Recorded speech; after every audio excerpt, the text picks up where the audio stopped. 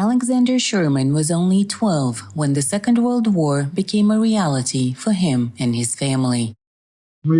My grandma and grandpa were shot by Germans during the occupation of Donbass and Taganrog. My father, he was a doctor, died on the front lines in 1941 near Smolensk. Sherman, his sister and mother miraculously stayed alive. When the war was finally over, they came back to what is now Ukraine, desperate to rebuild.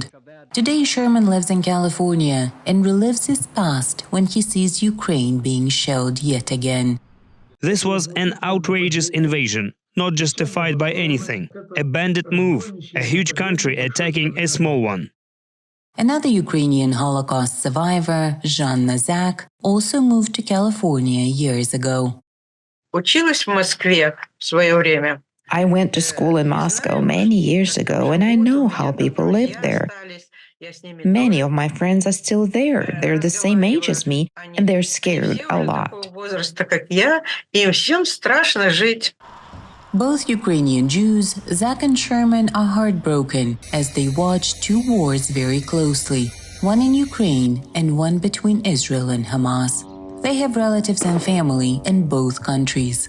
Shelley Ruud-Wernick is the managing director of the Center on Holocaust Survivor Care and Institute on Aging and Trauma for the Jewish Federations of North America.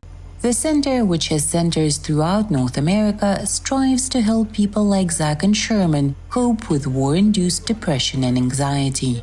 Wernick says the Russian invasion of Ukraine and, more recently, the war in Israel have triggered some of the people she works with. What happened in Ukraine, where many Holocaust survivors are seeing names of familiar cities, seeing people under attack once again, seeing cities destroyed, cities that were rebuilt and now destroyed. The war in Ukraine and the war in Israel, the terrorist attacks on October 7th, have created re-traumatization among Holocaust survivors.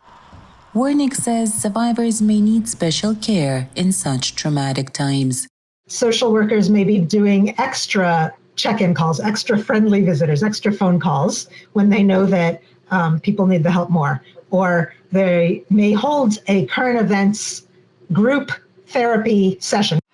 There are also dance and yoga classes and hobby-centered meetings that help manage stress and anxiety, as well as routine meetings called open mics, where anyone can talk about what's happening in Israel and Ukraine.